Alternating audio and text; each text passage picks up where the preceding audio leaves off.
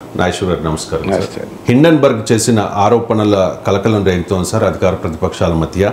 దేశంలో ఆర్థిక అస్థిరతకు విపక్షాలే కారణం అంటూ భారతీయ జనతా పార్టీ ఆరోపణల్ని తిప్పికొట్టే ప్రయత్నం చేస్తోంది. జాయింట్ పార్లమెంటరీ కమిటీ వేయాలని విపక్షాలు డిమాండ్ చేస్తూ ఉన్నాయి. అసలు ఏమిటి వివాదం హిండెన్బర్గ్? అంటే హిండెన్బర్గ్ గతంలో అదానీ కంపెనీ పైన చేసిన ఆరోపణ ఏంటంటే అదానీ కంపెనీ షేర్ ప్రైసెస్ను మ్యానిపులేట్ చేసి అదానీ ఫ్యామిలీ బాగా లాభపడింది అని. మీకు లాస్ట్ 3 yearsలోనే దాదాపు అదానీ కంపెనీల షేర్లు ఒక $100 billion పెరిగింది. ఆ షేర్ విలువ పెరగడం వల్ల అందులో 75% దాకా అదానీయే అందులో భాగస్వామి కనుక ఆటోమేటిక్గా దాని ప్రయోజనం ఆయనకే వాళ్ళ కుటుంబానికే పొందుతుంది.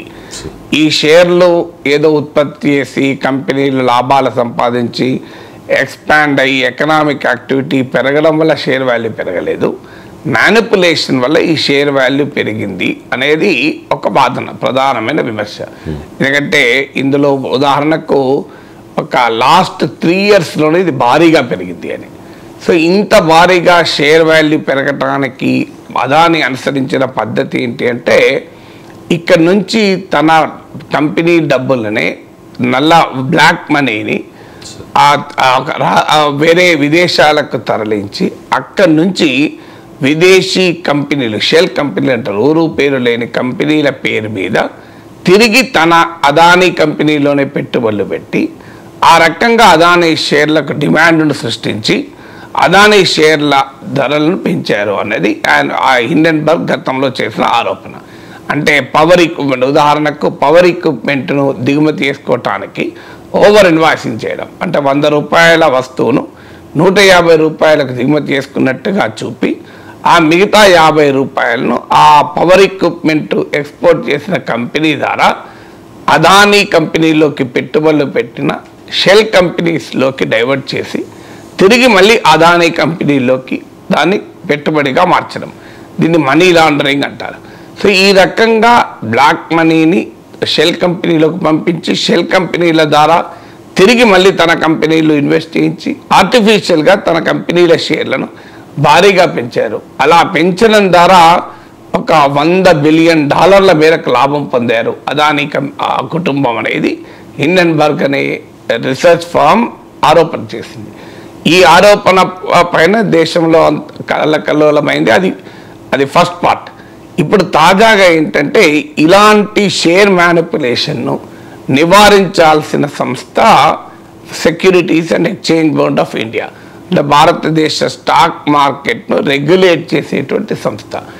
ఇప్పుడు తాజాగా హిండెన్బర్గ్ ఆరోపణ ఏంటంటే సెబీ నాయకత్వం వహిస్తున్న సెబీ చైర్మన్గా ఉన్న మాధవీపురి బజ్, అలాగే ఆమె హస్బెండ్ డావల్, వీరికి ఆ షెల్ కంపెనీస్, ఏ కంపెనీస్ అయితే, ఏ పోర్ట్ఫోలియో ఫర్మ్స్ అయితే, ఏ ఇన్వెస్ట్మెంట్ ఫర్మ్స్ అయితే అదానీ కంపెనీలో షేర్లను మ్యానిపులేట్ చేసిందో ఆ కంపెనీలతో వీళ్ళకి లావాదేవీలు ఉన్నాయి అన్నది ఆరోపణ. అలా లావాదేవీలు ఉన్నప్పుడు కాన్ఫ్లిక్ట్ ఆఫ్ ఇంట్రెస్ట్ అంటారు. అంటే ఎప్పుడైనా నువ్వు సెబీ చైర్మన్గా ఉండి ఆ సెబీ అదానీ కంపెనీల షేర్ల పెరుగుదలను విచారిస్తున్న సమయంలో ఆ పెరుగుదలకు కారణమైన కంపెనీలతోనే సెబీ చైర్మన్కు లింక్స్ ఉంటే అది ఏ రకంగా కరెక్టు, ఆ విచారణ అనేది ఇప్పుడు క్వశ్చన్. సో అందువల్ల అదానీ కంపెనీల షేర్ మ్యానిపులేషన్కు నియంత్రించాల్సిన సెబీయే ఆ సెబీ చైర్మన్కు ఉన్న లావాదేవీల వల్ల దానికి సహకరించింది అన్నది హిండెన్బర్గ్ ఆరోపణ. ఈ ఆరోపణ నిజాలు తేలాలి, ఎందుకంటే మనం కూర్చుని ఇక్కడ డిసైడ్ చేసేవాళ్ళం కాదు. కానీ ఈ ఆరోపణ ఎప్పుడైతే వచ్చిందో ఏం చేయాలి? ఎందుకంటే ఇది సెబీ అనేది ఒక కీలకమైన రెగ్యులేటరీ సంస్థ. అంటే అప్పుడు అదానీ కంపెనీల మొత్తం షేర్ల విలువ 17,80,000 కోట్లు, అంటే $218 billion. ఇందులో లాస్ట్ 3 yearsలోనే ఒక $120 billion పెరిగింది. అందులో $100 billion ఈ మ్యానిపులేషన్ వల్లనే పెరిగింది అనేది ఆరోపణ. ఎందుకంటే ఈ స్టాక్ మార్కెట్లో ఇవాళ భారతదేశంలో ఉన్న యంగర్ సెక్షన్ ముఖ్యంగా పెద్ద ఎత్తున పెట్టుబడులు పెడుతున్నారు. స్టాక్ మార్కెట్ కొలాప్స్ అయితే ఒకవేళ ఇప్పుడు హిండెన్బర్గ్ చేసిన ఆరోపణలే నిజమై స్టాక్ మార్కెట్ కనుక కొలాప్స్ అయితే లక్షలాది మంది సాధారణ భారతీయులు, కోట్లాది మంది సాధారణ భారతీయులు నష్టపోతారు. అందువల్ల వీళ్ళ డబ్బులు ఆవిరైపోతుంది. ఒక్కసారిగా నీవు స్టాక్ మార్కెట్ 100 రూపాయలకు షేర్ కొన్నది అది 30 రూపాయలకు పడిపోయిందంటే నువ్వు చూస్తుండగా నీ డబ్బులు 70 రూపాయలు ఎగిరిపోతాయి. ఆ రకమైన లాస్ వచ్చే ప్రమాదము మన వారికి ఉంటుంది. అందుకే ఈ రెగ్యులేటరీ ఇన్స్టిట్యూషన్స్ ఎఫెక్టివ్గా పనిచేయాలి. రెగ్యులేటరీ ఇన్స్టిట్యూషన్స్కు నాయకత్వం వహిస్తున్న వారికే ఈ అక్రమ లావాదేవీలతో సంబంధం ఉంటే సెబీ ఏ రకంగా రెగ్యులేట్ చేస్తుంది అన్నది ఇప్పుడు ఈ ఆరోపణ చేస్తున్న వారి విమర్శ. అందువల్ల ఒకవేళ ఈ హిండెన్బర్గ్ చేసిన ఆరోపణ నిజమైతే నష్టపోతే ఈ నష్టానికి బాధ్యులు ఎవరు? ప్రధానమంత్రి బాధ్యత వహిస్తాడా? సెబీ చైర్మన్ బాధ్యత వహిస్తారా? గౌతమ్ అదానీ బాధ్యత వహిస్తారా? ఎవరు బాధ్యత వహిస్తారు? వాళ్ళకి ఆ డబ్బులు ఎవరు ఇవ్వాలి? ఎందుకంటే సెబీ ఈ మరో ఆరోపణ అదానీ గ్రూప్ల పైన ఏంటంటే ఈ లిస్టెడ్ కంపెనీలో ప్రమోటర్ల షేరుకు పరిమితి ఉంటుంది, 75% మించకూడదని. ఆ పరిమితిని కూడా ఇలా తన బినామీ కంపెనీలు, ఒక రకంగా తన కంపెనీలు అవి కూడా కంపెనీలు కాకుండా కనబడే కంపెనీల ద్వారా పెట్టుబడులు పెంచి తన షేరు సెబీ నియమాల కన్నా ఎక్కువగా అదానీ కంపెనీ, అదానీ కుటుంబం, ఆ ప్రమోటర్లు పొందారు అన్నది కూడా ఆరోపణ. సో ఈ ఆరోపణలన్నింటినీ పరిశీలించాల్సింది, రెగ్యులేట్ చేయాల్సింది, నియంత్రించాల్సింది సెబీ. ఇప్పుడు సెబీ చైర్మన్ పైన ఆరోపణలు వచ్చినప్పుడు సెబీకి ఉన్నటువంటి లెజిటిమసీ ప్రశ్నార్థకమవుతుంది. సెబీ ఏ రకంగా చేయగలుగుతుంది అనేది ప్రశ్నార్థకమవుతుంది. అందువల్ల ఇవి వెరీ సీరియస్ ఆరోపణలు. ఎందుకంటే స్టాక్ మార్కెట్ రెగ్యులేటర్కు చైర్మన్గా ఉన్న వ్యక్తిపైనే ఆరోపణ. ఈ ఆరోపణలపైన ఏం చేయాలనేది క్వశ్చన్. అధికారంలో ఉన్న వారు దీనిపైన విచారణకు అంగీకరించకుండా వారు 2 రకాల ఆరోపణలు ప్రతిపక్షాలపైన చేస్తున్నారు. అంటే అదానీ పైన, సెబీ చైర్మన్ మాధవి పైన ఆరోపణలు చేస్తున్న వారికి ఇచ్చే సమాధానం ఏంటి?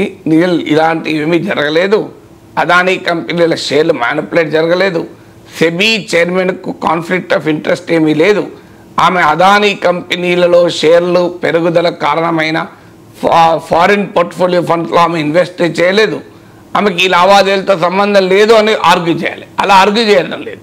ఏమైనా ఆర్గ్యూ చేస్తున్నారంటే 2 ఆర్గ్యుమెంట్లు పెడుతున్నారు. ఒకటి, ఇప్పుడు బీజేపీ అధికార ప్రతినిధి కూడా మాట్లాడారు. ఆ వారు ఆరోపణ ఏం చేస్తున్నారు అంటే ఈ పార్లమెంటు సమావేశాల సందర్భంగానే ఇలాంటి రిపోర్ట్ ఎందుకు వస్తాయి? ఉదాహరణకు బీబీసీ డాక్యుమెంటరీ కూడా పార్లమెంట్ సమావేశాలకు ముందు వచ్చింది. అదానీ పైన గతంలో హిండెన్బర్గ్ ఇచ్చిన రిపోర్ట్ కూడా బడ్జెట్ సమావేశాల ముందు వచ్చింది. ఇప్పుడు మాధవి సెబీ చైర్పర్సన్ పైన ఇచ్చినటువంటి నివేదిక కూడా పార్లమెంట్ సమావేశాల మధ్యలో వస్తుంది. అందువల్ల ఇది కుట్ర అనేది బీజేపీ జాతీయ ప్రతినిధి ఆరోపించారు. పార్లమెంట్ సమావేశాలకు ముందు సమావేశాల సమయంలోనే వస్తాయి. ఎందుకంటే ఏ రిపోర్ట్ అయినా టైమింగ్ ఉంటుంది. నువ్వు నార్మల్ టైంలో వస్తే ఎవడు పట్టించుకుంటాడు? ఇప్పుడు చిన్న పిల్లలు కూడా అలర్ట్ చేయాలి, చాక్లెట్ కావాలి, పాకెట్ మనీ కావాలి అన్నప్పుడు, ఇంట్లో బంధువులు వచ్చినప్పుడు, ఇంట్లో గెస్టులు ఉన్న సమయంలో అడుగుతారు. ఎందుకంటే అప్పుడైతే వల్నరబుల్గా ఉంటాడు, తల్లిదండ్రులు ఇయ్యక తప్పదు. ఎందుకంటే అల్లరి చేస్తాడేమో పిల్లవాడు, ఇచ్చేసి పంపిస్తే పని అయిపోతుంది.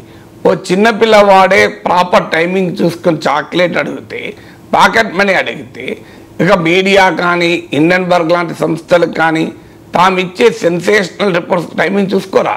సో అందువల్ల టైమింగ్, ఇప్పుడు మీడియా కూడా ఏదైనా ఇన్వెస్టిగేటివ్ రిపోర్ట్లు పబ్లిష్ చేయాలంటే అసెంబ్లీ సమావేశాలు, పార్లమెంట్ సమావేశాల సందర్భంగానే చేస్తారు. ఎందుకంటే అప్పుడు చేస్తేనే జనం దృష్టికి అట్రాక్ట్ అవుతుంది. అది పెద్ద చర్చ అవుతుంది. ఇప్పుడు హిండెన్బర్గ్ కూడా తన రిపోర్టు భారతదేశంలో సంచలనం కావాలని కోరుకుంటుంది. సంచలనం కావాలన్నప్పుడు పార్లమెంట్ సమావేశాల సమయంలోనే ఇస్తుంది. అందువల్ల ఆ ఆరోపణలు అర్థం లేదు. ఇక రెండవది ఏంటంటే, ఇలా ఫారిన్ ఎంటిటీస్తో కుమ్ముక్కై ప్రతిపక్షాలు భారతదేశ ఇన్స్టిట్యూషన్స్ను బలహీనపరుస్తున్నారని. ఇప్పుడు హిండెన్బర్గ్తో కుమ్ముక్కయ్యారా లేదా అనేది కావాలంటే దానిపైన ప్రభుత్వం విచారణ జరపచ్చు. ఎందుకంటే ప్రభుత్వం దగ్గర అన్ని విచారణ సంస్థలు ఉంటాయి. నిజంగానే ఈ ఆరోపణ చేస్తున్న వారు ప్రతిపక్షాలు హిండెన్బర్గ్తో కుమ్ముక్కై ఈ రిపోర్ట్లు మ్యానుఫ్యాక్చర్ చేసి భారతదేశ ప్రతిష్ట తీస్తుంటే వాళ్ళ మీద కేసులు పెట్టండి. క్రిమినల్ కేసులు ఎందుకు ఊరుకుంటున్నారు? ఇలా ఏ ప్రతిపక్ష నాయకుల మీద క్రిమినల్ కేసు పెట్టారు చెప్పండి ఈ అంశం పైన? అందువల్ల ఒక రాజకీయ ఆరోపణ కాదు, ఫారినా ఇండియనా అని కాదు, ఎందులో నిజం ఉందా లేదా. ఇప్పుడు హిండెన్బర్గ్ రిపోర్ట్ ఇవ్వడం వల్ల దేశం నష్టపోదు. స్టాక్ మార్కెట్ సరిగా రెగ్యులేట్ చేయకపోవడం వల్ల నష్టపోతుంది. సెబీ సరిగా రెగ్యులేట్ చేయక ఈ ప్రైస్ మ్యానిపులేషన్ నిజమైతే అప్పుడు నష్టపోతారు. అందువల్ల అసలు ప్రైస్ మ్యానిపులేషన్ జరిగిందా లేదా, ఆ ప్రైస్ మ్యానిపులేషన్లో అదానీ కంపెనీలకు సెబీ చైర్పర్సన్ సహకరించారా లేదా, ఈ అంశాల జోలికి పోకుండా మీరు హిండెన్బర్గ్తో ఎందుకు కుమ్ముక్కైతారు, విదేశాలతో కుమ్ముక్కైతారు అనే ఆరోపణ చేయడం వల్ల లాభం ఏంటి? ఇప్పుడు ఒక బ్యాంక్ నుంచి నీరవ్ మోడీ పంజాబ్ నేషనల్ బ్యాంక్ నుంచి 1000 కోట్ల అప్పు తీసుకొని ఎగ్గొట్టి వెళ్ళిపోయాడు. నీరవ్ మోడీ మీద ఆరోపణ చేస్తే పబ్లిక్ సెక్టర్ బ్యాంకులు బలహీనపరిచినట్టు అవుతుందా? పంజాబ్ నేషనల్ బ్యాంకులు మీరు అప్రతిష్ట పాలు చేస్తున్నారు, పబ్లిక్ సెక్టర్ బ్యాంకులు బలహీనపరుస్తున్నారని ఆరోపిస్తే ఎట్లా? తప్పు చేసిన వాడు తప్పు చేస్తాడా లేదా తేల్చి వాళ్ళని అడగకుండా తప్పు చేశాడు అనే ఆరోపణ వచ్చినప్పుడు ఆరోపణ చేసిన వాళ్ళ మీద అటాక్ చేస్తున్నారు. సో అందువల్ల ఇప్పుడు ప్రతిపక్షాలు అడుగుతున్నది ఏంటంటే జాయింట్ పార్లమెంటరీ కమిటీ ఎందుకు వేయరు? రాహుల్ గాంధీకి కూడా 3 ప్రశ్నలు అడిగారు. ఒకటి ఆయన అడిగింది ఏంటి, మాధవి పూరి ఇన్ని ఆరోపణలు వచ్చినా ఎందుకు తప్పుకోరు, ఆమె ఎందుకు రాజీనామా చేయరు? 2, హిండెన్బర్గ్ చేసిన ఆరోపణే నిజమై ఈ స్టాక్ మ్యానిపులేషన్ జరిగి స్టాక్ మ్యానిపులేషన్ వెనకాల సెబీ రెగ్యులేట్ చేయాల్సింది పోయి సెబీ చైర్పర్సన్కున్న ఎకనామిక్ ఇంట్రెస్ట్ల వల్ల, ఫైనాన్షియల్ ఇంట్రెస్ట్ల వల్ల సహకరించి ఉంటే ఇది జరగబోయే నష్టానికి ఎవరు బాధ్యులు? ఎందుకంటే ఆ సాధారణ ఆర్డినరీ ఇండియన్స్ ఇన్వెస్ట్మెంట్ ఉంటుంది, ఆ డబ్బులు ఎవరు కడతారు? వాళ్ళు నష్టపోతే అదానీ కడతాడా, మాధవి కడుతుందా, ప్రైమ్ మినిస్టర్ మోడీ కడతాడా? 3వది సుప్రీంకోర్టే దీనిపైన సిఎంఓగా టేకప్ చేసి విచారణ జరపడానికి అవకాశం ఉందా అనే ప్రశ్నలు రాహుల్ గాంధీ సంధించాడు. దానికి కౌంటర్గా బీజేపీ మీరు విదేశాలతో కుమ్మక్కవుతున్నారంటున్నారు. సో విదేశాలతో కుమ్మక్కైంది. హిండెన్బర్గ్ ఏమన్నది, ఆ అన్నవాడి నిజాయితీ ఎంత అనేది కాదు కదా. ఇప్పుడు పంజాబ్ నేషనల్ బ్యాంక్లో నీరవ్ మోడీ పెట్టుబడి పెట్టాడు, నీరవ్ మోడీ బ్యాంకు లోన్ తీసుకున్నాడు, లోన్ తీసుకుని 12,000 కోట్లు లోన్ తీసుకుని ఎగ్గొట్టి వెళ్ళిపోయాడు. సో ఈ విషయం ఒక పత్రిక బయటపెడుతుందో, ఫారిన్ పత్రిక, ఆ ఫారిన్ పత్రికను తిడదామా, నీరవ్ మోడీని తిడదామా? సో ఫారినరా ఇవ్వడా అనేది కాదు, ఇది నిజమా కాదా తేలాలి. నిజమా కాదా ఎలా తేలుతుంది? ఓ జాయింట్ పార్లమెంటరీ కమిటీ అడుగుతున్నారు అదానీ వ్యవహారం పైన సమగ్రంగా విచారణ జరపడానికి. సో జాయింట్ పార్లమెంటరీ కమిటీ వేయమో అని ప్రభుత్వ వాదన.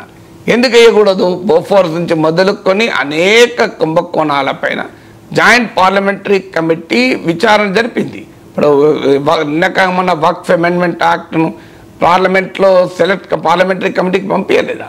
పార్లమెంటరీ కమిటీ ఇన్వెస్టిగేషన్ అంటే నేరం కాదు కదా. జాయింట్ పార్లమెంటరీ కమిటీలో అన్ని పార్టీల వారు ఉంటారు, ఎవరి సంఖ్యాబలాన్ని బట్టి వాళ్లకు ఆ జేపీసీలో స్థానం ఉంటుంది. అంటే బీజేపీకి ఎన్డీఏకి ఎక్కువ మంది ఉంటారు జాయింట్ పార్లమెంటరీ. మరి ఇబ్బంది ఏంటి?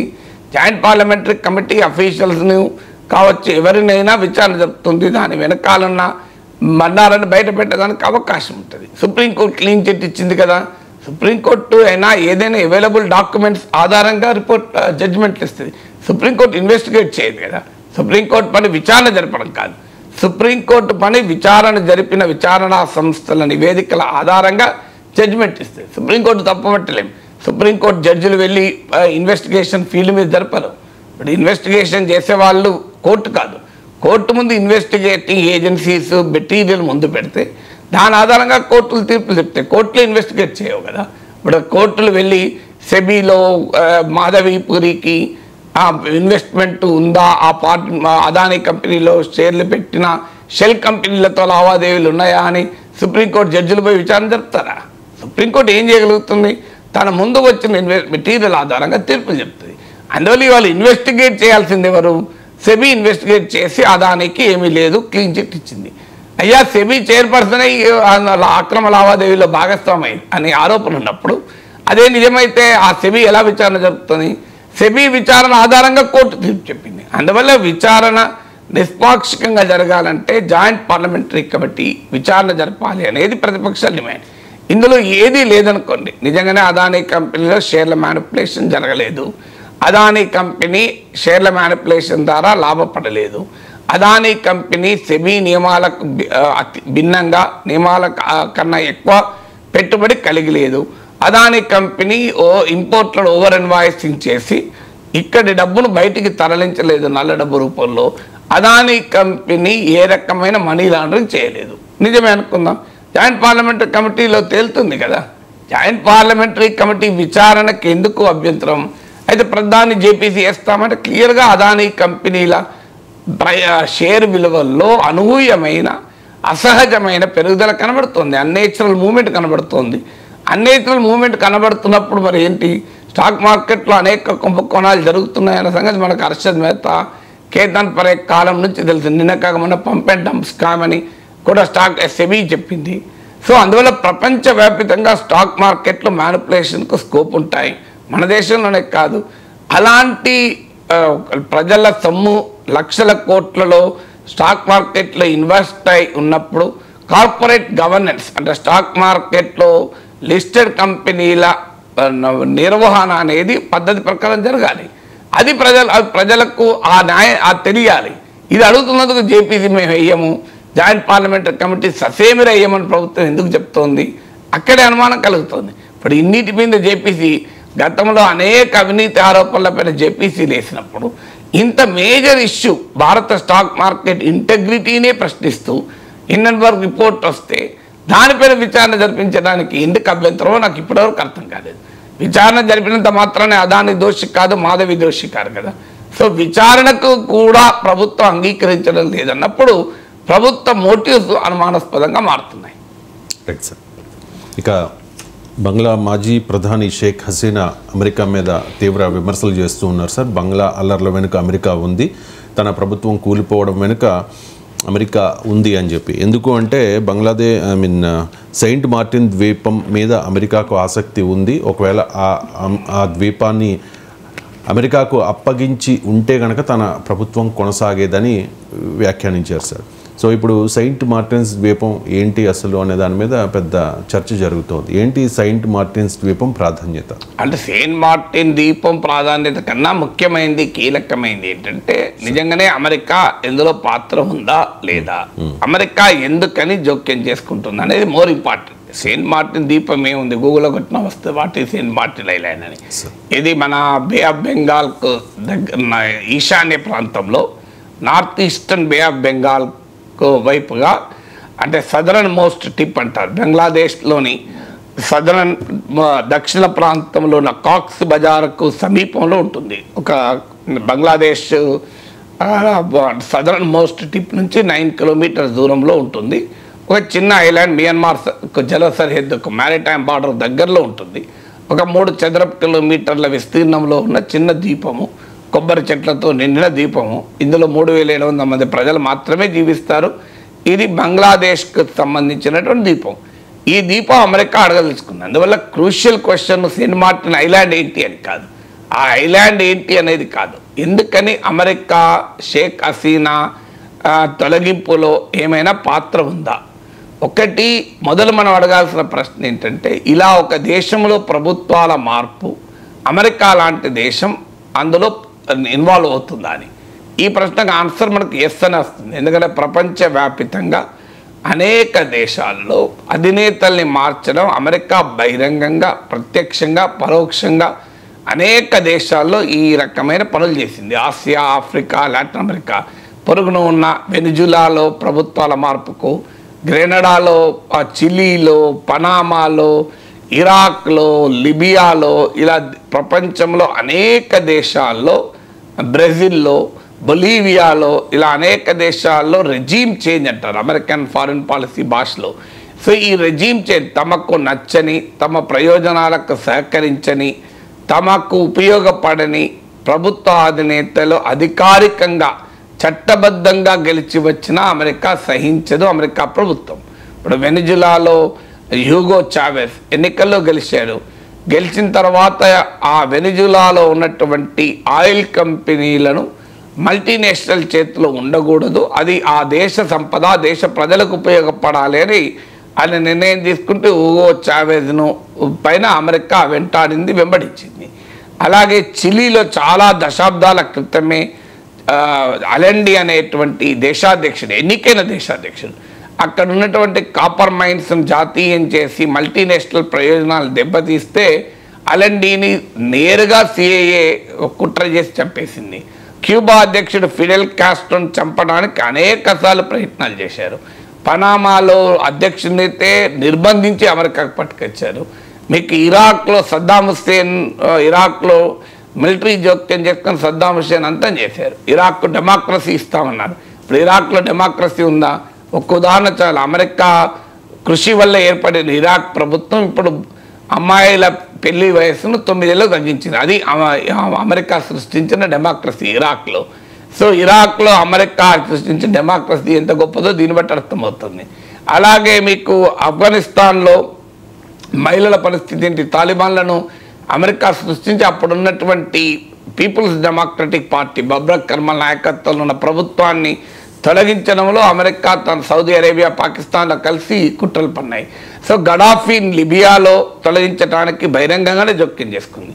ఇలా మీకు సిరియాలో బషర్ అల్ అసద్ ప్రభుత్వాన్ని తొలగించడానికి చాలా ప్రయత్నాలు చేసింది, కానీ రష్యా అండదండల వల్ల బషర్ బతికిపోయాడు. ఇలా వరల్డ్ వైడ్గా అమెరికా తనకు నచ్చని, తన ప్రయోజనాలకు ఉపయోగపడని, అడ్డంగా ఉన్న వారిని తొలగించుకోవడం అనేది మీకు ఇన్ని ఉదాహరణలు చెప్పాను.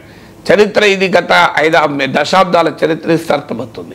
అయితే అమెరికా చెడు నియంతల్ని, ప్రజా కంటకుల్ని, దుర్మార్గుల్ని తొలగిస్తుంది అనే వాదన కూడా చేసేవాళ్ళు ఉండొచ్చు. కానీ వాళ్ళు అలాంటి వాళ్ళని తొలగించుకోవాల్సిన పని, బాధ్యత ఆ దేశ ప్రజలది, అమెరికా కాదు. ఇప్పుడు ఇందిరాగాంధీ ఎమర్జెన్సీ పెట్టింది. ఇందిరాగాంధీ ఎమర్జెన్సీ పెట్టి మానవ హక్కుల్ని, పౌర హక్కుల్ని కాలరాసింది కనుక ఇందిరాగాంధీని అమెరికా తొలగిస్తుందంటే మనం ఒప్పుకుంటామా? నరేంద్ర మోడీ ప్రభుత్వం పైన ప్రతిపక్షాలు అనేక ఆరోపణలు చేస్తున్నారు. నిరంకుశంగా ఉన్నాడు, భయం క్రియేట్ చేస్తున్నాడని. రేపు నరేంద్ర మోడీని తొలగిస్తామని అమెరికా ప్రయత్నిస్తే భారత ప్రతిపక్షాలు ఊరుకుంటాయా? అందువల్ల ఒక దేశంలో నిరంకుశ ప్రభుత్వం ఉంటే ఆ రెజీమ్ చేంజ్ కావాలి అంటే అక్కడ ప్రజలు తిరగబడి మార్చుకోవాల్సిందే తప్ప అమెరికా పని కాదు. ఆ మాటకొస్తే ప్రపంచంలో అనేక మంది నియంతలు, రాజులు, దుర్మార్గులు అమెరికా ఆశీస్సులతో హాయిగా కాలక్షేపం చేస్తున్నారు. బెంజమిన్ నెతన్యాహు ఇజ్రాయిల్లో పీకల దాకా కోరుకుపోయిన అవినీతిపరుడు, ఇజ్రాయిల్లో అనేక ఆరోపణలు ఎదుర్కొంటున్న వ్యక్తి, సౌదీ అరేబియాలో రాజకుటుంబం, జోర్డాన్లో రాజకుటుంబం, పాకిస్తాన్లో దుర్మార్గపు సైనిక పాలకులు, వీళ్ళందరూ అమెరికా అండదండలతోనే బతుకుతున్నారు కదా. అందువల్ల అమెరికా దేశంలో ప్రజాకంటకులను శిక్షిస్తుంది. దుష్ట శిక్షణ, శిష్ట రక్షణ ఏం చేయదు. అమెరికా తన ప్రయోజనాలకు ప్రభుత్వాలు ఉపయోగపడకపోతే నయాన్నో భయాన్నో ఆ ప్రభుత్వాలను భయపెట్టి అవసరం వస్తే అక్కడున్న ప్రభుత్వాలను తొలగించడానికి కూడా వెనుకాడడానికి చరిత్ర చెప్పిన సాక్ష్యం. షేక్ హసీనా ఈ ఆరోపణ నిజమా కాదా విచారణ జరపాలి. నేనేమి కన్ఫర్మ్ చేయడం లేదు. కానీ డెఫినెట్గా అమెరికా గ్లోబల్ హిస్టరీలో, వరల్డ్ హిస్టరీలో ఇలాంటి పనులు గతంలో అనేక సార్లు అమెరికా చేసింది.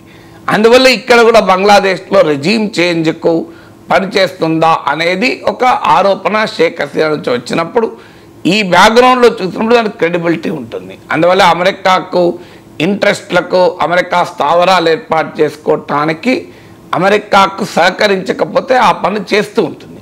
ఇక మరి అమెరికాకి ఇక్కడేం పని అంటే ప్రపంచమంతటా అమెరికా సైన్యాలు ఉంటాయి. ఇప్పుడు అమెరికా బేసెస్ ఉంటాయి ఫిలిప్పీన్స్లో, సౌత్ చైనా సీలో చైనాను కంట్రోల్ చేసేందుకు తైవాన్ ఫిలిప్పీన్స్లో ఉన్నాయి. అలా బంగ్లాదేశ్కు సమీపంలో ఉన్న ఈ స్ట్రాటజిక్ ఐలాండ్, ఈ చిన్న ఐలాండే కావచ్చు, 3 చదరపు కిలోమీటర్ల ఐలాండే కావచ్చు. సో ఆ ఐలాండ్ కనుక తన చేతికి వస్తే అక్కడ వాటర్స్లో వార్షిప్స్ పెట్టుకోవచ్చు, యుద్ధ ట్యాంకులు పెట్టుకోవచ్చు. అక్కడ నుంచి ఇండియా, చైనా, మియన్మార్ ఈ దేశాలన్నింటినీ కంట్రోల్ చేయొచ్చు. అందువల్ల అక్కడ అమెరికాకు స్ట్రాటజిక్ ఇంట్రెస్ట్ ఉండడంలో ఆశ్చర్యం లేదు. Saint Martin's island. So America ఏమంటుంది, మేము అడగలేదు, మాకు సంబంధమే లేదు, మేము బంగ్లాదేశ్ సావర్నిటీని గౌరవిస్తామని చెప్తుంది. బంగ్లాదేశ్ ప్రధానమంత్రి ఇప్పుడే కాదు, లాస్ట్ ఇయర్ జూనే ఆరోపణ చేశారు. బంగ్లా నేషనలిస్ట్ పార్టీ తన ప్రధాన ప్రత్యర్థి ఖాలిదా జియా అమెరికాకు సెయింట్ మార్టిన్ దీవులు ఇవ్వటానికి సిద్ధపడింది. దానికి బదులుగా ఆమెకు సహకరించి అధికారంలోకి రావడానికి అమెరికా సహకరిస్తోంది అని. సో ఈ ఆరోపణ తనను తాను కాపాడుకోవటానికి హసీనా చేస్తుందా, నిజమా?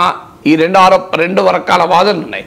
కానీ గత చరిత్ర అయితే అమెరికా ఆ రకమైన ప్రయత్నాలు చేసిన మాట నిజం. అందువల్ల తన స్ట్రాటజిక్ ఇంట్రెస్ట్ల కొరకు ఆయా దేశాల్లో జరిగే పరిణామాల్లో అమెరికా జోక్యం చేసుకున్న సందర్భాలు అయితే ఉన్నాయి. షేక్ హసీనా పట్ల అమెరికా వ్యతిరేక వైఖరి తీసుకున్నది నిజం. డెమోక్రటిక్ రైట్స్కి మేము కట్టుబడి ఉంటాం, ఫ్రీ అండ్ ఫెయిర్ ఎలక్షన్స్ కట్టుబడి ఉంటామని షేక్ హసీనా పాలన పైన పరోక్షంగా అమెరికా వ్యాఖ్యానించింది. అదే నిజమైతే మరి సౌదీ అరేబియాలో ఫ్రీ అండ్ ఫెయిర్ ఎలక్షన్స్ ఎందుకు ఉండకూడదు? అమెరికా ఎందుకు కోరదు? సౌదీ అరేబియాలో కూడా ఫ్రీ అండ్ ఫెయిర్ ఎలక్షన్స్ ఉండాలి, పాకిస్తాన్లో ఫ్రీ అండ్ ఫెయిర్ ఎలక్షన్స్ ఉండాలి, సౌదీ అరేబియాలో డెమోక్రటిక్ రైట్స్ ఉండాలి, పాకిస్తాన్లో డెమోక్రటిక్ రైట్స్ ఉండాలి. ఎందుకు అమెరికా మాట్లాడదు? అమెరికా ఇండియాలో డెమోక్రటిక్ రైట్స్ గురించి మాట్లాడుతుంది, చైనాలో మాట్లాడుతుంది, బంగ్లాదేశ్లో మాట్లాడుతుంది. కానీ పాకిస్తాన్లో డెమోక్రటిక్ రైట్స్ గురించి, సౌదీ అరేబియాలో డెమోక్రటిక్ రైట్స్ గురించి, డెమోక్రసీ గురించి ఎందుకు మాట్లాడదు? కారణం ఏంటంటే సౌదీ అరేబియా తనకు ఉపయోగపడుతుంది కనుక సౌదీ అరేబియాలో డెమోక్రసీ అవసరం లేదు, హ్యూమన్ రైట్స్ అవసరం లేదు. కానీ బంగ్లాదేశ్లో మాత్రం మాట్లాడతారు. అందువల్ల షేక్ హసీనా ప్రభుత్వం చేసిన ప్రజాస్వామిక అవినీతి పనులను మనం వ్యతిరేకించాల్సిందే.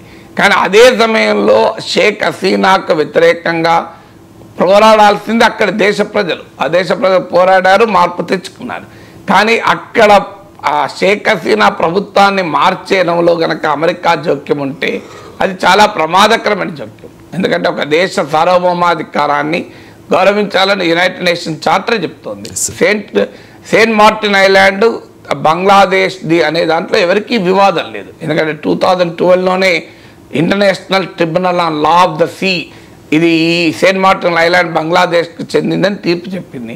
1974లోనే బంగ్లాదేశ్కు మియాన్మార్కు మధ్య ఒప్పందం కుదిరి ఇది బంగ్లాదేశ్ ఐలాండ్ అని డిసైడ్. సో అందువల్ల అక్కడ ఎవరికీ క్లెయిమ్ లేదు. సెయింట్ మార్టిన్ ఐలాండ్ పైన ఎవరికీ కూడా క్లెయిమ్ లేదు. అందువల్ల ఆ ఐలాండ్ మాకు లీజు కని ఇవ్వండి, అమ్మివేయండి అని అమెరికా ఒత్తిడి తెచ్చింది అన్న ఆరోపణ పైన సమగ్రమైన విచారణ జరగాలి. ఈ ఆరోపణ నిజం అయ్యటానికి గత అమెరికా చరిత్ర మనకు సాక్ష్యంగా తెలుస్తుంది. ఇప్పుడు స్పెసిఫిక్గా నిజంగానే అమెరికా అడిగిందా లేదా, షేక్ హసీనా తనను కాపాడుకోవడానికి ఈ రకమైన ఆరోపణ చేస్తుందా? ఎందుకంటే చాలామంది తమ దేశాలలో తమకు అనుకూలంగా రాజకీయంగా ఉపయోగించుకోవడానికి ఇలాంటి ఆరోపణలు చేస్తారు. ఇందిరాగాంధీ అనేక సార్లు విదేశీ హస్తం గురించి మాట్లాడేది. నిరకంగా పాకిస్తాన్ మాజీ ప్రధాని ఇమ్రాన్ ఖాన్ అమెరికా సైన్యం కలిసి నాపైన కుట్ర పన్నుతున్నారని ఆరోపించారు. అందువల్ల షేక్ హసీనా కూడా ప్రజల నుంచి తన వ్యతిరేకతను తగ్గించుకోవటానికి తాను దేశం కొరకు నిలబడ్డాను అనే యొక్క ఎమోషనల్ సెంటిమెంట్ ప్రయోగిస్తుందా, నిజంగానే సెయింట్ మార్టిన్ ఐలాండ్ పైన అమెరికా కన్నేసిందా, వీటిపైన మనం ఇప్పటికిప్పుడు నిర్ధారించలేదు నేను. కానీ గత హిస్టరీ తీస్తే అమెరికా ఈ రకమైన పనులకు అనేక సార్లు పాల్పడింది అన్నది మాత్రం నిజం. Right sir. ఇక బంగ్లాదేశ్లో హిందువులపై జరుగుతున్న దాడులు చాలా ఆందోళనకరంగా మారాయి సార్. ప్రపంచవ్యాప్తంగా హిందువులు దీని మీద నిరసనలు కూడా వ్యక్తం చేస్తూ ఉన్నారు. హసీనా మీద వ్యతిరేకత భారత్ మీద వ్యతిరేకతగా మారి హిందువులపై దాడి చేయడానికి కారణమవుతోందా? అంటే ప్రపంచంలో ఉన్న హిందువులు వ్యతిరేకత వ్యక్తం చేయడం లేదు, రాంగ్ స్టేట్మెంట్ మీరు చెప్పింది. అందరూ వ్యతిరేకిస్తున్నారు. ఇప్పుడు మీకు బంగ్లాదేశ్లో నిన్న భారీ ప్రదర్శన, లక్షల సంఖ్యలో ఢాకాలో ప్రదర్శన జరిపారు. 3-4 గంటల పాటు ట్రాఫిక్ నిలిచిపోయింది. ఆ ప్రదర్శనలో అనేక మంది వేల సంఖ్యలో ముస్లింలు పాల్గొన్నారు. ముస్లింలే కాదు, ఈ బంగ్లాదేశ్లో షేక్ హసీనా ప్రభుత్వాన్ని కూలదోయటంలో నాయకత్వం వహించిన విద్యార్థులు పాల్గొన్నారు. సో మహమ్మద్ యూనస్ ఆ కొత్త అధినేత పిలిపించారు, మీరు దేశాన్నే కాపాడుకున్నారు, కొన్ని ఫ్యామిలీస్ని కాపాడుకోలేరని. చిట్టగాంగ్లో లక్షల సంఖ్యలో ప్రజలు నిరసన వ్యక్తం చేశారు. అందులో కూడా ముస్లింలు పాల్గొన్నారు. సో ఇది అంతా ఇంటర్నేషనల్ మీడియా మొత్తం కవర్ చేసింది. అమెరికాలో, బ్రిటన్లో కూడా మన హిందువుల పైన జరిగిన దాడుల్ని ముక్త కంఠంతో అందరూ ఖండిస్తున్నారు. హిందువులే కాదు ముస్లింలు ఖండిస్తున్నారు, అందరూ ఖండిస్తున్నారు. దాడులు చేస్తున్న వాళ్ళు మత ఛాందసవాద రాడికల్ ఇస్లామిస్టులు. కానీ ప్రతి ముస్లిము హిందువు పైన దాడి చేయడు. ఇప్పుడు కూడా ఇప్పుడు గ్రాహం స్టేన్స్ను చంపారు, లేదా ఇంకోని చంపారంటే మొత్తం హిందువులంతా పోయి చంపారు కదా, ఎవరో ఒక దారాసింగ్ చంపుతాడు తప్ప. సో అందువల్ల మనము క్వశ్చన్ చేయాల్సిందే రాడికల్ ఇస్లామిస్టులను. కానీ మొత్తం హిందువులపైన దాడులు జరుగుతున్నాయి, దాన్నంతా ముస్లింలు దాడులు చేస్తున్నారు అనే రకంగా పిక్చర్ ఇవ్వకూడదు. అందుకే ప్రపంచవ్యాప్తంగా హిందువులపైన బంగ్లాదేశ్లో హిందువులపైన జరుగుతున్న దాడుల్ని నిరసన చెప్పడంలో బంగ్లాదేశ్తో సహా మిగతా దేశాల్లో కూడా ముస్లింలు కూడా ముందున్నారు. అది ఆహ్వానించాలి మనం. ఎందుకంటే మానవత్వానికి మతం లేదు, ఎవరిపైన దాడి జరిగినా వ్యతిరేకించాల్సిందే. ఇప్పుడు భారతదేశంలో ముస్లింలపైన మూక దాడులు జరిగినప్పుడు ఇక్కడ దేశంలో ఉన్న లౌకికవాదులు అందరూ ముక్తఖండంతో వ్యతిరేకించారు కదా. అందువల్ల బంగ్లాదేశ్లో ఇవాళ హిందువులపైన భయంకరమైన దాడులు జరుగుతాయి. 200 ఇప్పుడు మాట్లాడే సమయానికి 205 దాడులు జరిగాయి, 205 దాడులు జరిగాయి. టెంపుల్స్ పైన దాడులు జరుగుతున్నాయి, అలాగే హిందువుల వ్యాపారాలపైన దాడులు జరుగుతున్నాయి, ఇళ్లపైన దాడులు జరుగుతున్నాయి, కుటుంబాలు భయంతో బతుకుతున్నారు. సో వేల సంఖ్యలో సరిహద్దు దాటి భారతదేశంలోకి ప్రవేశించాలని చూస్తున్నారు. ఎందుకంటే బంగ్లాదేశ్ జనాభాలో నియర్లీ 10% ఉంటారు మైనారిటీస్. అందులో లార్జెస్ట్ మైనారిటీ హిందూ మైనారిటీ. వీళ్ళు కాక బుద్ధిస్టులు ఉంటారు, కొంతమంది క్రిస్టియన్లు ఉంటారు, కొన్ని ట్రైబల్ ఫ్యామిలీస్ కూడా ఉంటాయి. సో వీరు ప్రధానంగా 10% ఉంటారు. సో అందువల్ల బంగ్లాదేశ్ పార్లమెంట్లో కనీసం 10% సీట్లు వీళ్ళకి కేటాయించాలని డిమాండ్ కూడా వస్తుంది. అవామీ లీగ్ చెందిన 2 హిందూ లీడర్స్ను కూడా చంపేశారు సో ఈ అల్లర్లలో. అందువల్ల ఖచ్చితంగా ఈ షేక్ హసీనా పట్ల పెరిగిన వ్యతిరేక వెల్లువను రాడికల్ ఇస్లామిస్టులు, పాకిస్తాన్ అనుకూల శక్తులు ఉపయోగించుకున్నట్టు క్లియర్గా కనబడుతున్నాయి. మీరు అటాక్ చేయాల్సింది షేక్ హసీనా పైన, అవామీ లీగ్ వారిపైన అటాక్ చేస్తున్నట్టు అర్థం చేసుకోవచ్చు. సాధారణ హిందువులపైన ఎందుకు అటాక్ చేస్తున్నారు? ఇది యాంటీ ఇండియనే కాదు, క్లియర్ యాంటీ హిందూ సెంటిమెంట్ కూడా. దాంట్లో జమాతీ ఇస్లామీ బంగ్లాదేశ్ లాంటి సంస్థలు చాలా తీవ్రంగా అందులో భాగస్వాములు అవుతున్నారు. వారి వాదన ఏంటంటే బంగ్లాదేశ్ మెజారిటీ ముస్లింలు, అందువల్ల ఇక్కడ ముస్లింలే ఉండాలి, ముస్లిమేతరులు ఉండకూడదు అని.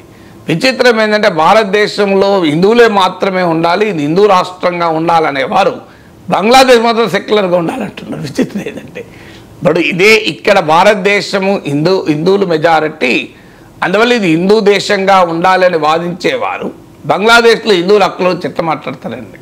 ఇది ఒక రకంగా బంగ్లాదేశ్లో జమాత్ ఇస్లామీ చేస్తున్న వాదనే. వాళ్ళు ఏమంటారు, ఇక్కడ మెజారిటీ ముస్లిం దేశంగా ఉండాలి అంటున్నారు. సో మన దేశంలో హిందూ దేశంగా ఉండాలి అన్న వాళ్ళు బంగ్లాదేశ్ మాత్రం సెక్యులర్గా ఉండాలి, బంగ్లాదేశ్లో సెక్యులర్గా ఉండాలి, బంగ్లాదేశ్లో మతం కాదు కదా ప్రాతిపదిక, బంగ్లాదేశ్ పౌరులే కదా హిందువులు, వాళ్ళకు కూడా హక్కులు ఉండాలి అంటున్నారు. ఇక్కడ మాత్రం ఉండకూడదు, ఇలా ఓన్లీ మెజారిటీ మతానికి ఉండాలంటున్నారు.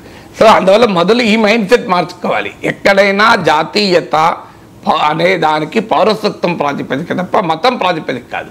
మతం ప్రాతిపదికగా పౌరసత్వం అంటే నేషన్కు, నేషనలిజానికి సిటిజన్షిప్ బేసిస్ కాకుండా రిలీజన్ బేసిస్ అయితే ఇంకా బంగ్లాదేశ్లో ఎలా హిందువులపైన దాడులు జరుగుతున్నాయి అలాంటివి జరుగుతాయి. ఇప్పుడు ఒక్కసారి అమెరికాలో మెజారిటీ మేము క్రిస్టియన్స్, అందువల్ల నాన్ క్రిస్టియన్స్ ఎవరు అమెరికన్స్ కాదు అంటే 40 లక్షల మంది భారతీయులు వెనక్కి రావాల్సిందే, 4 మిలియన్ ఇండియన్స్ వెనక్కి రావాలి, ఒక్కరు కాదు ఇద్దరు కాదు. ఎందుకంటే వాళ్ళలో అత్యధికులు హిందూసే. వాళ్ళు అమెరికాలో ఎట్లుంటారు, అమెరికా మెజారిటీ క్రిస్టియన్ కంట్రీ కదా, సో క్రిస్టియన్ దేశంగా.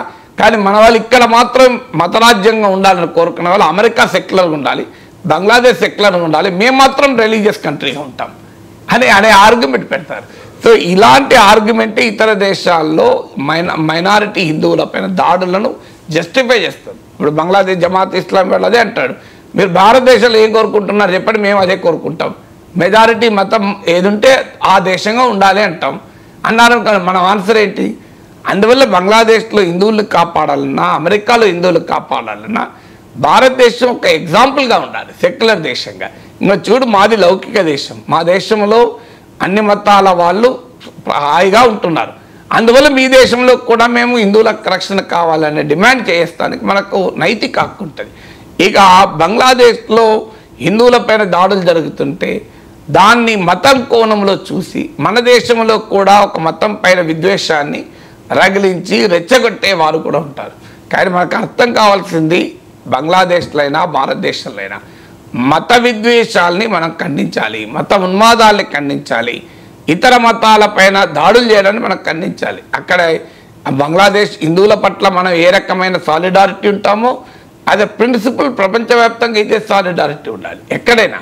సో ఎవరైనా అది ఇంకో మతం పేరిట మేము అటాక్ చేస్తామంటే నీకు ఆ హక్కు లేదు. అందువల్ల ఖచ్చితంగా బంగ్లాదేశ్లో హిందువులను కాపాడాల్సిందే, హిందువులకు రక్షణగా ఉండాల్సిందే. బంగ్లాదేశ్ హిందువులకు రక్షణగా ఉండే క్రమంలో భారతదేశం అన్ని మతాల ప్రజల్ని సమానంగా చూసే ఒక లౌకిక రాజ్యంగా ఉన్నప్పుడే మనకు బంగ్లాదేశ్ హిందువుల్ని కాపాడే బలం పెరుగుతుంది. Right sir. ఇక రాజకీయ నాయకుల వ్యక్తిగత వ్యవహారాలు ఆయా రాజకీయ పార్టీలకు తలనొప్పిగా మారుతూ ఉన్నాయి సార్. అసలే అధికారాన్ని కోల్పోయి 11 సీట్లకి పరిమితమైన వైసీపీకి రీసెంట్గా విజయసాయిరెడ్డి ఇష్యూ, ఆ తర్వాత దువ్వాడ శ్రీనివాస్, ఎమ్మెల్సీ దువ్వాడ శ్రీనివాస్ ఇష్యూలో మాధురి అంటే ఈ ఇష్యూ అంతటికి కారణం అని చెప్పి దువ్వాడ శ్రీనివాస్ ఆరోపిస్తున్న మాధురి తన చేసిన పనిని, దువ్వాడ శ్రీనివాస్తో తనకున్న సంబంధాన్ని సమర్థించుకుంటూ మాట్లాడారు సార్. ఒకసారి బయట విందాం.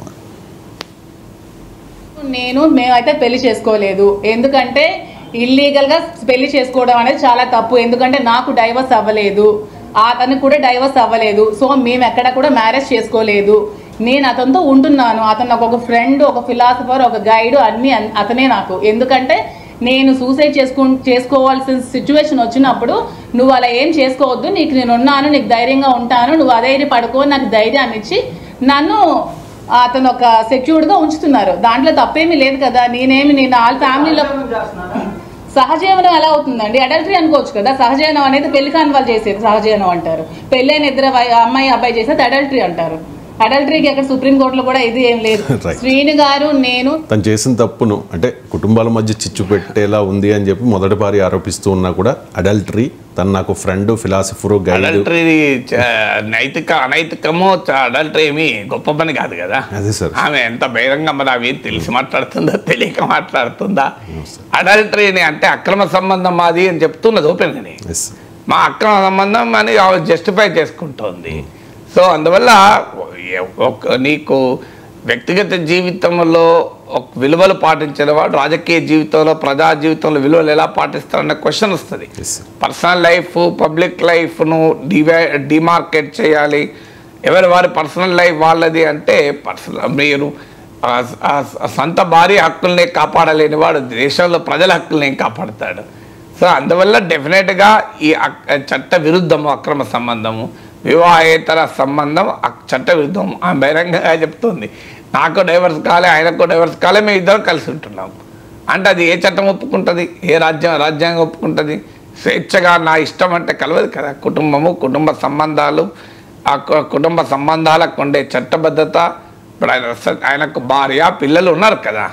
సో నీకు అనేది అడల్టరీ అవుతుంది, ఇది దానికే మేము కలిసి ఉంటామంటే ఆ రకంగా ఇంత బహిరంగంగా మేము అక్రమ సంబంధం పెట్టుకుంటాం, వివాహేతర సంబంధాలు పెట్టుకుంటాం అంటే హౌ కెన్ సమాజం ఎట్లా యాక్సెప్ట్ చేస్తుంది? అందులో ఒక ప్రజాప్రతినిధిగా ఉన్న వ్యక్తి పైన ఏమైనా ఆరోపణలు వచ్చినప్పుడు దాన్ని ప్రజా జీవితంలో కూడా ఉన్నత విలువలు పాటించాల్సిన వాళ్ళు వ్యక్తిగత జీవితంలో కూడా ఉన్నత విలువలు పాటించాలి. అయితే ఈయన ఒక్కడే ఉంటాడా? ఇలాంటి వాళ్ళు చాలామంది ఉంటారు రాజకీయాల్లో అంటే అన్ఫార్చునేట్లీ మన సమాజంలో దొరికితే దొంగ, దొరకకపోతే దొర. సో ఈయననే కాదు, అవినీతి అయినా అంతే, అక్రమ సంబంధాలైనంతే, విలువలైనా అంతే. సో అందువల్ల ఎక్కడైనా రాజకీయ జీవితము, వ్యక్తిగత జీవితంలో మధ్య గణనీయమైన తేడా ఉండాల్సిన అవసరం ఉండకూడదు. సో వ్యక్తిగత జీవితంలో ఆ విలువలు పాటించాల్సిందే కదా. సో వ్యక్తిగత జీవితంలో విలువలు పాటించినప్పుడు సహజంగా వివాదం అవుతాయి రాజకీయ నాయకులు. అందులో ఒక ప్రజాప్రతినిధిగా ఉన్నప్పుడు, ఒక పెద్దల సభ సభ్యుడిగా ఉన్నప్పుడు సహజంగా ఈ వ్యక్తిగత జీవితంలో ఉన్నటువంటి అంశాలకు కూడా రాజకీయంగా ఎంబరాసింగ్గా ఉంటాయి. ఖచ్చితంగా మనం ఒక రాజకీయ పార్టీకి ఆపాదించలేము. ఇది వ్యక్తిగతమైన ఇష్యూస్ను పొలిటికల్ పార్టీకి ఆపాదిస్తూ పోతే ఏ రాజకీయ పార్టీ కూడా నిలబడదు. అన్ని రాజకీయ పార్టీలోనూ ఈ రకమైన ఆరోపణలు ఎదుర్కొంటున్న వాళ్ళు ఉంటారు. దానికి రాజకీయ పార్టీతో లింక్ చేసి మాట్లాడకూడదు. కానీ రాజకీయ జీవితంలో ఉన్నవాళ్ళు, ప్రజా జీవితంలో ఉన్నవాళ్ళు వ్యక్తిగత జీవితంలో కూడా విలువలు పాటించాల్సిందే. అంటే రాజకీయ నాయకులు వ్యక్తిగత వ్యవహారాల్లోకి తొంగి చూస్తే ఇలాంటివి చాలా బయటపడతాయి సార్. కానీ ప్రజలు అంత సీరియస్గా తీసుకుంటారా ఇలాంటి వ్యవహారాలని? ప్రజలు సీరియస్గా తీసుకుంటారా లేదా అనే దానిపైన మనం దాన్ని ఎవాల్యుయేషన్ చేయలేము. ప్రజలు అవినీతిని కూడా సీరియస్గా తీసుకోవడం లేదు. ఎందుకంటే చుట్టూ అవినీతి పనులే ఉన్నప్పుడు రాజకీయ వ్యవస్థలో ఎవరిని మంచివాడు, ఎవరిని చెడ్డవాడు అని నిర్ణయించాలి. అందువల్ల సమాజంలో విలువలు కృషించిపోతున్నప్పుడు ప్రజలు దాన్ని సీరియస్గా తీసుకోవాలంటే ప్రజలు మర్డర్లు చేసిన వాళ్ళు, రేపులు చేసిన వాళ్ళు, విరోధానాలు చేసిన వాళ్ళని కూడా ఎంపీలుగా, ఎమ్మెల్యేలుగా గెలిపించుకుంటలేరా మన సమాజంలో? మీరు association of democratic reforms ADR వాళ్ళ సర్వే, వాళ్ళ రిపోర్ట్ చూడండి. ఎంపీలు, ఎమ్మెల్యేల పైన సీరియస్ క్రిమినల్ కేసులు, మామూలు క్రిమినల్ కేసులు కాదు, అలాంటి నేరారోపణలు ఉన్న వాళ్ళ సంఖ్య రోజు రోజుకు పెరుగుతోంది. సో అందువల్ల పెద్ద భయంకరమైన క్రిమినల్ కేసులు ఉన్న వాళ్ళే ప్రజాప్రతినిధులుగా గెలుస్తున్నారు. సో అందువల్ల ప్రజలు సీరియస్గా పట్టించుకోకపోవచ్చు ప్రజలకు. సో ప్రజలు అంటే మారల్ మారల్ ఇష్యూస్ గతంలో లాగా ప్రజల్ని రియాక్ట్ చేస్తున్నాయా? సో ప్రజలు పట్టించుకుంటారా లేదా అన్నది కాదు. Morality is morality. ప్రజలు పట్టించుకున్నా పట్టించుకోకపోయినా దాని విలువ దొరుకుంటుంది కదా. దువ్వాడ శ్రీనివాస్ని ఇప్పుడు జన సైనికులు చాలా ఇదిగా ట్రోల్ చేస్తూ ఉన్నారు సార్ సోషల్ మీడియాలో. ఎందుకు అంటే ఎన్నికల ప్రచారంలో పవన్ కళ్యాణ్ ముగ్గురు భార్యల అంశాన్ని దువ్వాడ శ్రీనివాస్ చాలా అగ్రెసివ్గా ఆయన మాట్లాడారు అప్పట్లో పలు టీవీ డిబేట్లలో కూడా. ఇప్పుడు ఈ వ్యవహారం బయటపడడంతో ఆయన ఏమో లీగల్గా చేసుకున్నారు, ఐ మీన్ విడాకులు ఇచ్చిన తర్వాత పెళ్లి చేసుకున్నారు, నువ్వు విడాకులు ఇవ్వకుండానే అక్రమ సంబంధం పెట్టుకున్నావు అంటూ ట్రోల్ చేస్తున్నారు. కరెక్టే కదా, ప్రశ్న న్యాయమైన ప్రశ్న. ఒక్క దువ్వాడ శ్రీనివాస్ జగన్మోహన్ రెడ్డి ఎన్నిసార్లు లేదు. జగన్తోనే మొదలుకొని ప్రతి వైసీపీ నాయకుడు తమ వాళ్ళు ఏదో నైతికంగా సత్పురుషుల్లాగా, నైతికంగా చాలా గొప్ప వాళ్ళలాగా ఎదుటి వారిని అటాక్ చేసినప్పుడు వాళ్ళు ప్రశ్నించకుండా ఉంటారా? ఎందుకుంటారు? పవన్ కళ్యాణ్, నేను ఆ రోజుల్లో కూడా పవన్ కళ్యాణ్ అన్నప్పుడు కూడా పదే చెప్పాను, పవన్ కళ్యాణ్ మ్యారేజ్ చేసుకున్నాడు. పవన్ కళ్యాణ్ ఏమీ అక్రమ సంబంధాలు ఇవి కాదు కదా. పవన్ కళ్యాణ్ చట్టబద్ధంగా విడాకులు ఇచ్చి పెళ్ళిళ్ళు చేసుకున్నారు. ఎందుకు ఆయనకు గతంలో ఆయన భార్యతో పడలేదు, అది మన ఇష్యూ కాదు, అది వాళ్ళిద్దరి ఇష్యూ. ఎక్కడైనా పవన్ కళ్యాణ్ వల్ల ఒక మహిళ అన్యాయానికి గురైతే, ఒక మహిళ హక్కులు భంగం అయితే మనం మాట్లాడవచ్చు తప్ప, ఇద్దరు భార్యాభర్తలు ఒకరికో నచ్చక విడిపోయి మళ్ళీ పెళ్ళిళ్ళు చేసుకుంటే మనం క్వశ్చన్ చేయలేము. సో మనకు హక్కు లేదు. నేను ఇటీవల మీకు సమంత, నాగ చైతన్య, శోభిత ఈ ఇష్యూ వచ్చినప్పుడు కూడా అదే చెప్పాను. సో చట్టబద్ధంగా విడాకులు తీసుకుంటే మనం ఎవరు క్వశ్చన్ చేస్తానికి? వాళ్ళిద్దరి భార్యాభర్తల అనుబంధం. సో ఈవెన్ మోడీ సతీమణి గురించి చర్చ వచ్చి, మోడీ కుటుంబం గురించి చర్చ కూడా వచ్చింది. 2019 ఎలక్షన్లో చంద్రబాబు నాయుడే అన్నాడు, కుటుంబానికే న్యాయం చేయలేని వాడు దేశానికే న్యాయం చేస్తాడు అని. అప్పుడు కూడా నా స్టాండ్ అదే. మోడీ సతీమణి గురించి మనం మాట్లాడే హక్కు మనకు లేదు. ఇంతవరకు మోడీ సతీమణి ఎక్కడా ఏ కంప్లైంట్ చేయలేదు కదా. సో అందువల్ల నరేంద్ర మోడీ వ్యక్తిగత జీవితంలోకి మనం అలా వ్యాఖ్యానించే హక్కు మనకు లేదు. ఆయన ఏం తప్పు చేసినట్లు ఎక్కడా రుజువు కాలేదు కదా. వ్యక్తిగత జీవితంలో ఆయన ఏమీ చేయలేదు కదా. చంద్రబాబు నాయుడు స్థాయిలో ఒక సీనియర్ రాజకీయవేత్త రాజకీయంగా విడిపోయారు గనక ఈ రకమైన వ్యక్తిగత ఆరోపణలు చేయడం ఏంటి, విధానపరంగా చేయాలని ఆ రోజు కూడా అన్నాను.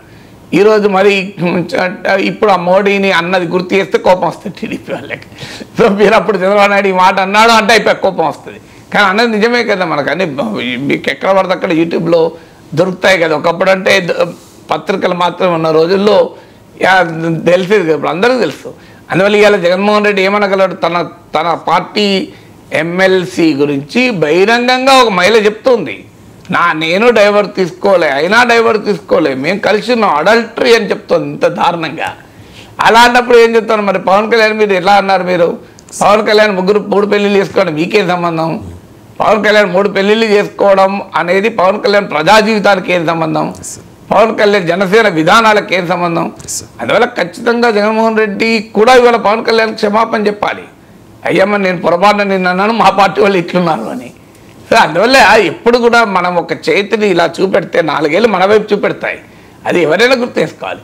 అందులో పవన్ కళ్యాణ్కు ఈ కేసు కూడా మనం పోల్చలేము.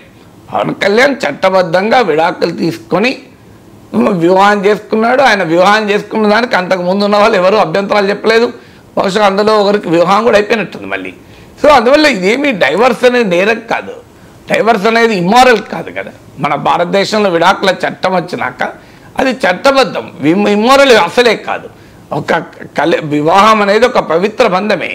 కానీ ఆ పవిత్ర బంధములో కలిసి జీవించలేని వాళ్ళు రోజు బాధపడడం కన్నా విడిపోవడం మంచిది కదా. అది నైతికం కూడా కదా. సో అందువల్ల it is nothing immoral. Pawan Kalyan చేసిన దాంట్లో ఇల్లీగల్ లేదు, ఇమ్మారల్ లేదు, చట్ట విరుద్ధమైన పని లేదు, అనైతికమైన పని లేదు. సో అని చెప్పి మన డైవర్స్లో ప్రోత్సహించాం ఎవరం కూడా. ఇప్పుడు ఆయన జీవితంలో ఏం జరిగిందో మనకు తెలియదు, అది ఆయన వ్యక్తిగత జీవితం. సో మనం ఎవరమైనా కుటుంబం కలిసి ఉండాలి, విడిపోకూడదనే కోరుకుంటాం. పవన్ కళ్యాణ్ కూడా బహుశా అదే కోరుకున్నాడేమో, కానీ పరిస్థితుల వల్ల ఆయనకు ఏం జరిగిందో మనకు తెలియదు. సో మనం కంప్లైంట్ చేస్తానికి మనకు హక్కు లేదు అక్కడ. ఆయనకు ఆయన జీవిత భాగస్వామికి మధ్య జరిగిన వ్యవహారంలో మనం ఎవరము తలదూర్చడానికి. సో అందువల్ల పవన్ కళ్యాణ్ వ్యక్తిగత జీవితాన్ని టార్గెట్ చేసినందుకు ఖచ్చితంగా వైఎస్ఆర్ కాంగ్రెస్ జగన్మోహన్ రెడ్డి క్షమాపణ చెప్పాలి. ఎందుకంటే ఆ రకంగా ఎన్నికల్లో ప్రధానమైన ఇష్యూగా మార్చారు కదా. మార్చినప్పుడు మీ నాయకుని పైన మరి ఇన్ని ఆరోపణలు వస్తుంటే, బహిరంగంగా భార్య పిల్లలు రోడ్డు మీదకి వస్తుంటే అక్రమ సంబంధము అని బహిరంగంగా ఒక మహిళ చెప్తున్నది. మా దగ్గర నిజమే, మా సంబంధం సహజీవనం కూడా కాదు, మాది అడల్టరీ అని అదే చర్చ పెడుతుంటే మరి వాట్ రైట్? ఇప్పుడు పవన్ కళ్యాణ్ విమర్శించినప్పుడు జగన్ వెంటనే దువార శ్రీనివాసులు సస్పెండ్ చేయాలి కదా పార్టీ నుంచి. ఇప్పుడు ఆయన భార్య వాణి అది అనుకుంటాం పేరు, ఆమె అదే కోరు డిమాండ్ చేస్తుంది, మొదలు పార్టీ నుంచి తొలగించండి అని. అందువల్ల పవన్ కళ్యాణ్ పైన గతంలో వైఎస్ఆర్ కాంగ్రెస్ వ్యక్తిగతంగా చేసిన విమర్శల వల్ల ఇంకెక్కువ ఇప్పుడు ప్రశ్నలు ఎదుర్కొంటారు. Right sir. ఇక ఒకవైపు బీజేపీలో బీఆర్ఎస్ విలీనం అనే ప్రచారం జరుగుతుంటే మరోవైపు బండి సంజయ్ని బీఆర్ఎస్ నాయకులు టార్గెట్ చేస్తూ ఉన్నారు సార్. బండి సంజయ్ కేంద్ర హోంశాఖ సహాయ మంత్రి కాదు, తెలంగాణ ముఖ్యమంత్రి రేవంత్ రెడ్డికి సహాయ మంత్రిగా మారాడు అంటూ బీఆర్ఎస్ నాయకులు చాలామంది కామెంట్ చేస్తూ ఉన్నారు. ఒకసారి బీఆర్ఎస్ ఎమ్మెల్యే కేపీ వివేకానంద కూడా దీనికి సంబంధించి మాట్లాడారు, బయట ప్లే చేయండి. ఈరోజు ఇక్కడ ఉన్నటువంటి ఇప్పుడు సహాయ మంత్రి గారు, కేంద్ర హోంశాఖ సహాయ మంత్రి గారు ముఖ్యమంత్రి గారికి సహాయ మంత్రిగా మారిపోయినారు. ఆయన కేంద్ర హోంశాఖ సహాయ మంత్రి కాదు, ముఖ్యమంత్రి రేవంత్ రెడ్డి గారికి సహాయ మంత్రిగా మారిపోయినాడు. కోవట్గా పనిచేస్తున్నట్టు స్పష్టంగా అర్థమవుతోంది రేవంత్ రెడ్డి గారికి. ఈరోజు ఇక్కడ ఉన్నటువంటి ఇప్పుడు రైట్ సార్, బండి సంజయ్ రేవంత్ రెడ్డికి కోవట్, ఇది బీఆర్ఎస్. బండి సంజయ్ యొక్క స్టేట్మెంట్ కేసీఆర్ పైన చేస్తే రేవంత్ రెడ్డి స్టేట్మెంట్ ఒకే రకంగా ఉంటే ఊరికొరు కోవట్లు అయిపోరు కదా. అట్లంటే నరేంద్ర మోడీ పైన విమర్శలు చేస్తే ఒక దశలో కేసీఆర్ తీవ్రంగా స్పందించాడు. ఏం ప్రధానమంత్రి అట్లంటే రాలి, మరి అప్పుడు ఆయన మోడీ కోవట్ అయిపోయాడు కేసీఆర్. సో ఇప్పుడు ఉదాహరణకు కేంద్ర ప్రభుత్వం ఆంధ్రప్రదేశ్ తెలంగాణకు అన్యాయం చేస్తుందని తెలంగాణ శాసనసభలో ముఖ్యమంత్రి రేవంత్ రెడ్డి ఆరోపించాడు. దానికి కేటీఆర్ పూర్తి మద్దతు ప్రకటించి మనం పోరాడదాం, జంతర్ మంతర్లో సీఎం మంత్రులు రండి, మేమంతా వచ్చి కూర్చుంటామన్నారు. అంటే అప్పుడు మరి బీఆర్ఎస్ కాంగ్రెస్ మిలాఖత్ అయినట్లా. సో కాంగ్రెస్ పార్టీ ఆరోపించింది మోడీ ప్రభుత్వం తెలంగాణకు అన్యాయం చేసింది అని. ఆ పాయింట్ మీద బీఆర్ఎస్ సంపూర్ణంగా మద్దతు ఇచ్చింది. మద్దతు ఇవ్వడమే కాదు, కలిసి దీక్ష చేస్తానికి రెడీ అయ్యారు. అయితే కేసీఆర్ వస్తే రావాలి అని అడిగే వరకు ఆగింది. సో రేవంత్ రెడ్డి ప్రభుత్వం కనుక క్యాబినెట్ మొత్తం ఢిల్లీలో కూర్చుంటే మా ఎమ్మెల్యేలంతా చుట్టూ కూర్చుంటామన్నాడు కేటీఆర్. మరి అప్పుడు బీజేపీ కూడా ఆరోపించింది వీళ్ళిద్దరు ఏకమైన చూడండి మా మీద అని. రెండు రాజకీయ పార్టీలు, ఇద్దరు రాజకీయ నాయకులు ఒకే రకమైన అభిప్రాయం చెప్పినంత మాత్రాన ఆ పార్టీలు కలిసినట్లు కాదు, ఆ నాయకులు కోవట్టైనట్లు కాదు. ఇక రాజకీయాల్లో ఉన్న వాళ్ళు ఒక్కొక్కరికి ఒక ప్రియారిటీ ఉంటుంది. ఇప్పుడు బీజేపీలో ఉన్న అందరూ ఒకే రకంగా స్పందించకపోవచ్చు. కొంతమంది కేసీఆర్ పైన తక్కువ, రేవంత్ రెడ్డి పైన ఎక్కువ స్పందించవచ్చు. కొంతమంది రేవంత్ రెడ్డి పైన తక్కువ, కేసీఆర్ పైన ఎక్కువ స్పందించవచ్చు. దానికి కారణము ఏమై ఉంటుంది అన్నప్పుడు వాళ్ళ రాజకీయ అంచనాలు బట్టి కూడా ఉంటుంది. అంటే తమ పార్టీకి ఎవరు ప్రమాదము, ఎవరిని టార్గెట్ చేస్తే తమ పార్టీకి లాభం అవుతుంది అనేది ఒక క్రైటీరియా ఉంటుంది. రెండవ క్రైటీరియా వారి వ్యక్తిగత సంబంధాలు కూడా ఉంటుండొచ్చు, లేవని నేను అన్నాను. ఇప్పుడు బండి సంజయ్కి రేవంత్ రెడ్డికి వ్యక్తిగత సంబంధాలు ఉన్నాయా లేదా అన్నది కాదు. కేసీఆర్ ప్రభుత్వం పైన తీవ్రంగా పోరాడిన వారు రేవంత్ రెడ్డి, బండి సంజయ్. సో అందువల్ల ఇవాళ బండి సంజయ్ దృష్టిలో కేసీఆరే ప్రధానమైన శత్రువుగా భావించవచ్చు రాజకీయంగా. ఒక దశలో బీఆర్ఎస్ బీజేపీ కనుక పొత్తు పెట్టుకుంటే తాను ఎన్నికలకు కూడా దూరంగా ఉంటాను, వెళ్ళి సంఘలో పనిచేసుకుంటానని బండి సంజయ్ తన సన్నిహితుల దగ్గర అన్నట్లు కూడా వార్తలు వచ్చాయి. కానీ కేసీఆర్తో బీజేపీలో కొంతమంది నాయకులకు ఇబ్బంది కూడా ఉండకపోవచ్చు. అందువల్ల రాజకీయాల్లో ఉన్నవారు రెండు రకాల కారణాల రీత్యా తమ స్పందనలో తీవ్రతలో తేడా ఉంటుంది. తమ అంచనా, రాజకీయ అంచనా, తాము కేసీఆర్ పైన అటాక్ చేయడం వల్లనే బీజేపీ పెరుగుతుంది అనే ఒక అంచనా ఉండొచ్చు. లేదు వ్యక్తిగతమైన అంచనా ఉండదు. దాన్ని పొలిటికల్గా కానీ పర్సనల్గా కానీ ఒక పార్టీలో ఉన్న నాయకులు వివరిస్తూ ఉంటారు, స్పందిస్తూ ఉంటారు. కానీ బండి సంజయ్ రేవంత్ రెడ్డితో కుమ్మక్కు ఎట్లయితాడు? ఆయన బీజేపీ నాయకుడు కదా. సో కుమ్మక్కు అయితే బీజేపీలు ఒప్పుకుంటారా? బీజేపీ అనేది జాతీయ రాజకీయ పార్టీ. ఇక్కడ తెలంగాణలో 4 బీజేపీ నేతలు ఉంటే 5 గ్రూపులు ఉంటాయి. నేను తెలంగాణ బీజేపీ కూడా యునైటెడ్గా ఉందా? బండి సంజయ్ కనుక రేవంత్ కోవట్టిన మరుక్షణం బండి సంజయ్ మీద కత్తులు కటారాలు పట్టుకొని అమిత్ షా దగ్గరికి వెళ్ళే వాళ్ళు చాలామంది ఉన్నారు. బండి సంజయ్ బ్రహ్మాండంగా రాష్ట్ర బీజేపీకి నాయకత్వం వహిస్తూ, సారథ్యం వహిస్తూ, కేసీఆర్ ప్రభుత్వం పైన విరుచుకపడుతూ బీజేపీని పెంచుతున్న సమయంలోనే అన్ని ఉప ఎన్నికల్లో గెలిపిస్తున్న సమయంలోనే బండి సంజయ్ పైన ఆయన కారాలు మిరియాలు నూరి అమిత్ షాకి చెప్పి ఆయన పార్టీ అధ్యక్ష పదవి నుంచి పంపించేశారు కదా. అలాంటిది ఇప్పుడు ఆయన రేవంత్ రెడ్డికి కోవర్ట్గా ఉంటే బీజేపీలోనూ ఉన్న సంజయ్ ప్రత్యర్థులు ఊరుకుంటారా? సంజయ్ ప్రత్యర్థులు బహిరంగంగా గతంలో ఆయన పోస్టులు పెట్టిన వాళ్ళు కూడా ఉన్నారు. సో బీజేపీలో ఉన్న నాయకత్వ పోరు మనకు తెలియదు కాదు కదా. బండి సంజయ్కి బయట ఎంత వ్యతిరేకులు ఉన్నారో బయట ఎంత ప్రత్యర్థులు ఉన్నారో తెలియదు, కానీ విత్ ఇన్ ద బీజేపీ అంతకన్నా ఎక్కువనే ఉంటారు. బయట ఉన్నవారైనా బండి సంజయ్ బీజేపీకి నాయకత్వం వహించినాకనే బీజేపీ పెరిగింది, బీజేపీ ఎలక్టోరల్గా విజయం సాధించిందని అంగీకరిస్తారేమో, కానీ పార్టీలో ఉన్న ఇంటర్నల్ వాళ్ళు అంగీకరించరు. మీరు ధర్మపురి అరవింద్ నేను కూడా ఇంటర్వ్యూ చేశాను, ఆయన ఒప్పుకున్నాడా పార్టీ పెరిగింది, బండి సంజయ్ ఉన్న సమయంలో పెరిగింది అని బండి సంజయ్కి టోటల్ క్రెడిట్ ఇవ్వడానికి ఆయన సిద్ధంగా లేడు ధర్మపురి అరవింద్ నేను మాట్లాడినప్పుడు.